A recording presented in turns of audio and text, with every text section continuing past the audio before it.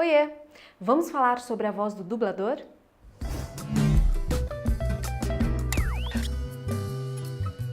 Dublagem, um tema que aproxima duas áreas que eu amo de paixão, que é o cinema e a voz.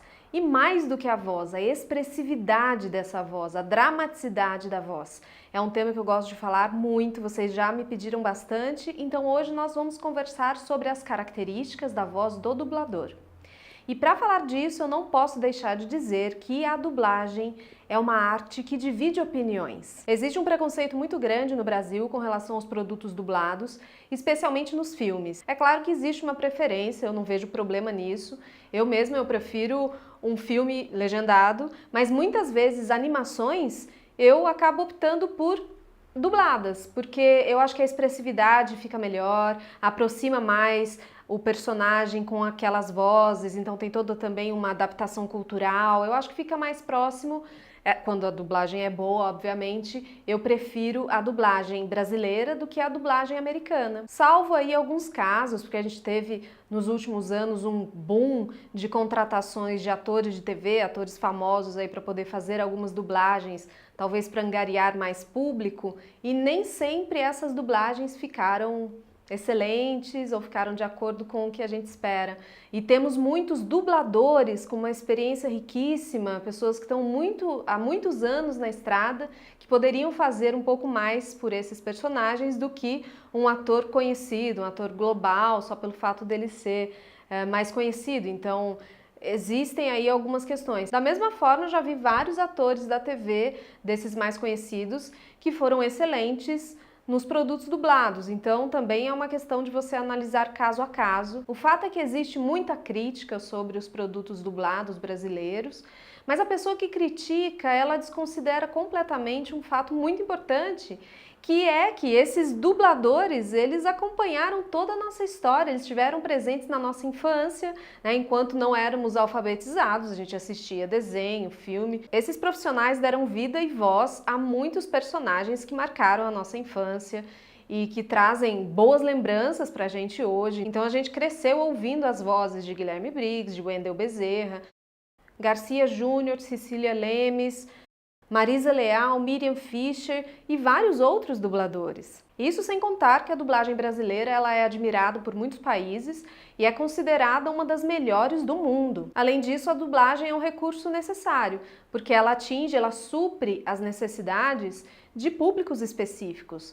Público infantil, né, as crianças, idosos, pessoas com dificuldade visual ou mesmo aquelas pessoas que têm uma certa dificuldade mesmo de acompanhar o filme e a legenda e que preferem o produto dublado para não ter que se preocupar com isso, de perder alguma fala. Então, além de tudo, a dublagem é uma ferramenta democrática. O que pode muitas vezes desagradar um público é quando essa voz desse dublador por alguma razão não está combinando ou com aquele personagem, com o contexto, com o que ele representa na história. Então, se é um vilão, se é um mocinho, se essa voz ela não está combinando com aquilo ali.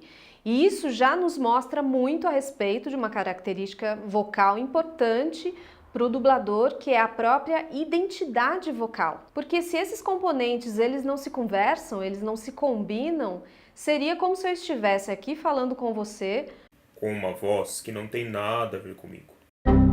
Então assim, esse dublador ele tem que ser um cara muito bom para que essa voz ela não soe caricata, a menos que seja uma necessidade. Se for, por exemplo, um desenho, alguma coisa com um tom mais humorístico, que necessite que essa voz tenha um tom caricato, um exagero um pouco maior.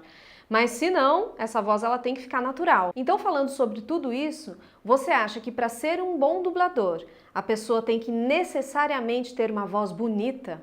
Não! Já fiz um vídeo sobre como ter uma voz mais bonita, a gente viu como que vários parâmetros podem caracterizar uma voz bonita, mas esse conceito ele é muito subjetivo e na dublagem o que é fundamental não é que essa voz seja bonita, impostada. O bom dublador é aquele que consegue despir das suas características vocais pessoais e reconstruir uma voz com características que combinem com o seu personagem, com aquela história, com as necessidades, porque muitas vezes essa voz ela precisa ser parecida com a voz original, para que também atinja os objetivos daquele filme, daquele desenho, daquele produto. E essa é uma desconstrução muito complexa, porque não é simplesmente você imitar a voz original. É você fazer vários ajustes na sua voz, no seu corpo, na sua respiração, na sua articulação, é uma série de coisas aí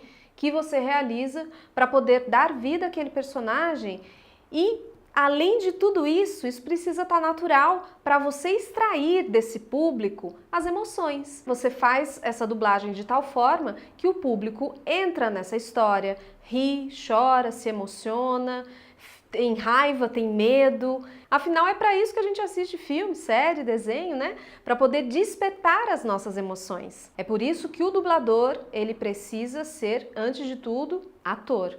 Você não consegue ser dublador se antes você não for um ator.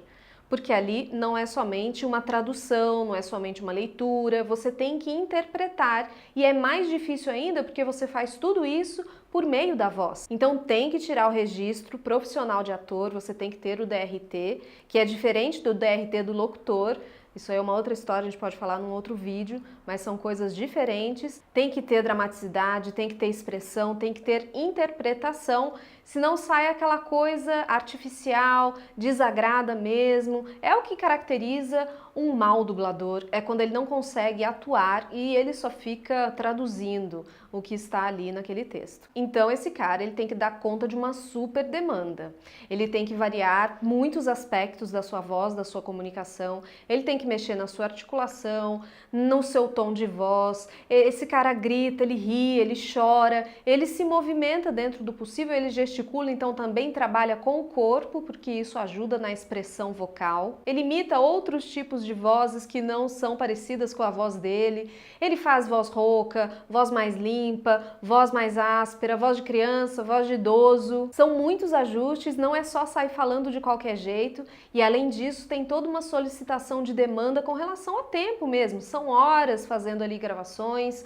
É muito uso de voz, tem que estar preparado fisicamente, vocalmente também, e mesmo com relação a esses ajustes diferentes, é preciso saber fazer de uma forma saudável, porque não adianta nada, eu consigo fazer aqui uma voz de uma velhinha e que fica muito crível, fica muito bom, então eu vou usar essa voz, mas eu realizo um monte de tensões para conseguir fazer essa voz, eu sinto aqui um pouquinho raspar, mas mesmo assim o resultado sonoro tá bom, então eu vou fazer assim.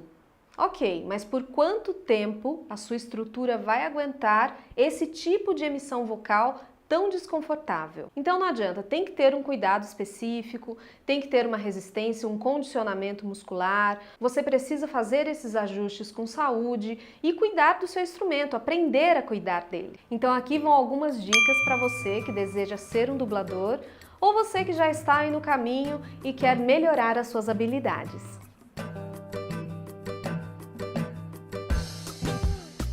Busque ter uma voz versátil e flexível, não necessariamente uma voz bonita. Desenvolva a sua dramaticidade. Observe a si mesmo, perceba-se, verifique se você possui alguns pontos de tensão enquanto você se comunica, enquanto você realiza a dublagem, se o seu corpo também está em equilíbrio com a sua voz, se você tem alguns problemas ou não de articulação, de dicção, perceba todos esses aspectos para que você consiga cuidar deles com saúde. Observe os outros. Olhe para grandes dubladores e procure identificar o que eles fazem com os parâmetros vocais. E depois que você olhou para você, olhou para o outro, comece a imitar algumas vozes. A imitação é uma ótima forma de percepção e também do desenvolvimento da flexibilidade da voz. Mas certifique-se que você está fazendo isso com saúde, sem pontos de tensão ou esforços desnecessários na sua laringe ou em outras estruturas responsáveis pela produção da sua voz.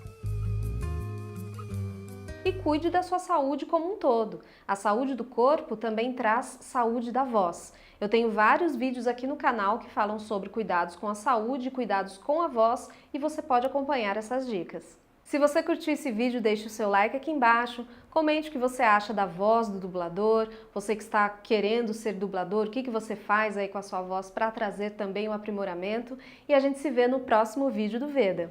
Eu sou Camila Loyola e para você que me segue, um beijo e tchau!